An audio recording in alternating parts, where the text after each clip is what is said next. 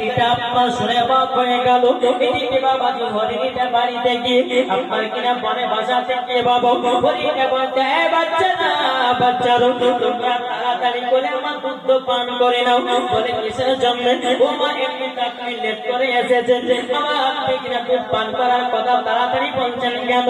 হরিণীটা দেখে বলছে, বাবা বাচ্চারো আমাকে এক শিকারি করে গাছে ফেলে রেখেছিল। বলে মা তুমি আসলে কেমন করে? বলে রহমাতুল নবী ওই গাছতলাতে বসিয়ে রেখে তোমাদের দুজনকে দুধ পান করাতে এসেছি।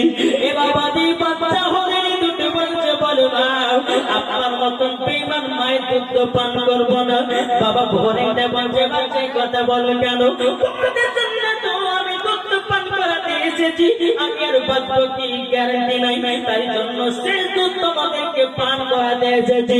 হরিণী বাচ্চাটা বলে, মা যে নবী না হলে পারে আসমান হতো না, যে নবী না হলে পারে কোরআন পেতাম না, যে নবী না হলে পারে ভাত পেতাম না, যে নবী না হলে পারে সাকাতুল কায়নাতে পেতাম না। ওগো মা রহমতের নবীকে কিভাবে আপনি বসিয়ে রেখেছেন? ও মা আপনার মতো মায়ের দুধ পান করবো না, আগে রহমতের নবীজির কাছে নিয়ে চলো। এ বাবাজি মুসলমান ভাইরা, ও বাবা সুলাইমানিকেরা, চল বাবাজি একে যাই। হরিণ আর হরিণের বাচ্চাগুলো পেছনে পেছনে যাই বাবু। শিকারি বললে আসবে না, নবী বলে একজন আসবে। কটা আসবে? এই বাবাজি একজন আলেমের কথা মিথ্যা হতে পারে, একটা মুফতির কথা মিথ্যা হতে পারে, ইসলাম মাদ্রাসা মানে কিরাম সাধারণ মানুষের কথা মিথ্যা হতে পারে, কিন্তু নবীজির কথা মিথ্যা হতে পারে না। আমার নবীজির যৌবন থেকে যেটাই বাড়িয়ে যাক সেটার নামই হলো হাদিস, সেটার নাম হাদিস।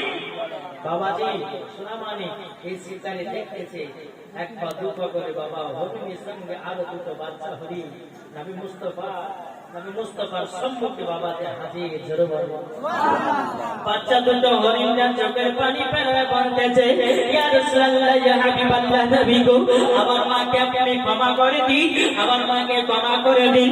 আমার নবী মুস্তাফা পাগল কথা বোঝে, আমার নবী মুস্তাফা সাপের কথা বোঝে, আমার নবী মুস্তাফা হরিণের কথা বোঝে, আমার নবী মুস্তাফা আপনার কিনা পাথরের কথা বোঝে, আমার নবী মুস্তাফা কাচের কথা বোঝে, আমার নবী মুস্তাফা সারা দুনিয়ার কথা বোঝে। জোরে বলেন ইসলাম মাদ্রাসা মানে কিরাম, ও সুলাইমানিকেরা যখন বাবাজি কথা বলো বলার পরে আমার নবীজি বলতেছে, বলো হরিণী তবে শুনে নাও তোমার মা তোমাদেরকে দুধ পান করার জন্য আমাকে এই জায়গাতে বসিয়ে রেখে তোমাদেরকে দুধ পান করে দেখাচ্ছি।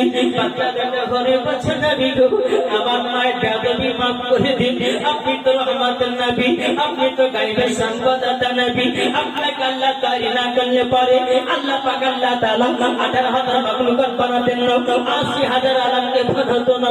ওগো নবীজি আমার মায়ের বেয়াদবি মাফ করে দিন, আমার মাকে ক্ষমা করে দিন। সব কিছু বাবাজি ওই শিকারিটা দেখতেছে, শিকারিটা বাবা চোখের পানি ঝরঝর করে বলতেছে, বলে কে আপনি বলুন না বলুন না। আমার নবীজি বলতেছে আমার নাম আল আমিন, আমার নাম আল আমিন।